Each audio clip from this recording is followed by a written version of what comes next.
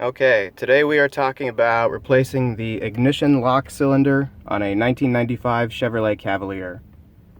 Someone broke into the car and damaged the ignition lock cylinder. So I have the key, but when putting it in, it will not turn. Most of the other videos about replacing ignition lock do not have the key. In this case, it's kind of weird because I actually do have the key, it just will not turn. So what I've done is I've already removed the plastic shroud from around the steering column, and there's a little pin on the back side of the cylinder that needs to be pressed in, and then the whole assembly will just slide right out. But in order to press that pin, the ignition needs to be in the run position, and being that I can't turn the key, the only option left is to drill it out. That's kind of a thing where once you do it, there's no going back. So this, being a 1995, does not have the theft lock wire that many other videos show, so you don't have to worry about that. I have already purchased the new ignition lock cylinder. Comes with a set of keys, and then this right here is the pin that you'll be seeing on the back side of the assembly. So with that, I guess let's get to drilling. So the thing about doing this is that it looks like I'm stealing my own car, which I'm actually not.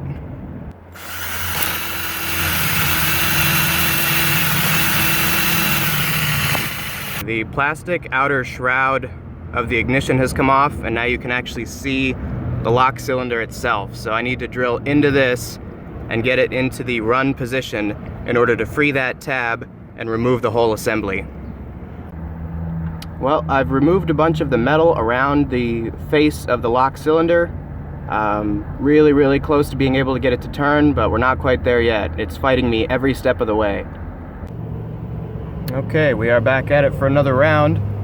What you didn't see was me taking a little break to let the drill charge up a bit, and then I also got some new titanium drill bits, since the standard ones were just spinning and not really doing anything. So we're gonna see if we can finish it up and get this thing out of here.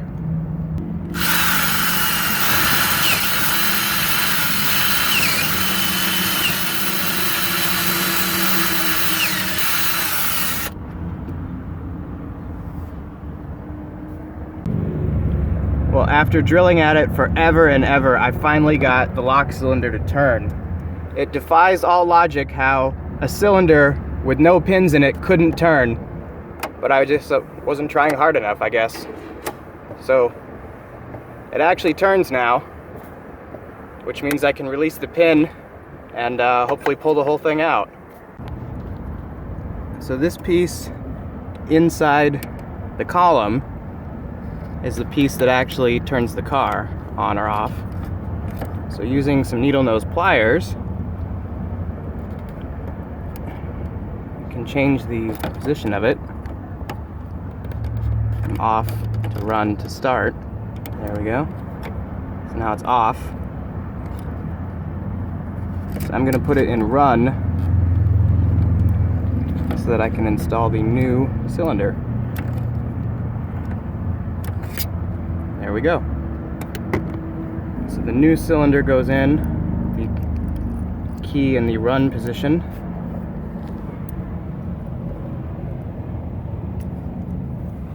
Okay, so it's been rotated to the run position, and then I'm gonna have to fold this little tab down, and it should slide right in.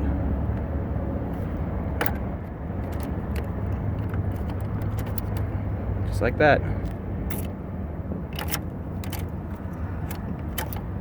Amazing. So now all that's left to do is to vacuum out the giant mess of metal and plastic shavings inside the car. I watched some other videos that talked about putting down a drop cloth first, but it wouldn't have mattered. They just go everywhere. So just spend a ton of time vacuuming it up, I guess.